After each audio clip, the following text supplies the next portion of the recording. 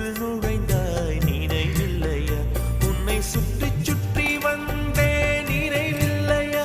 என்னை சுத்தமாக மறந்தே நினைவில்லையா? அதை சொல்லத்தான் நினைக்கின்றேன், நான் சொல்லாமல் தவிக்கின்றேன்.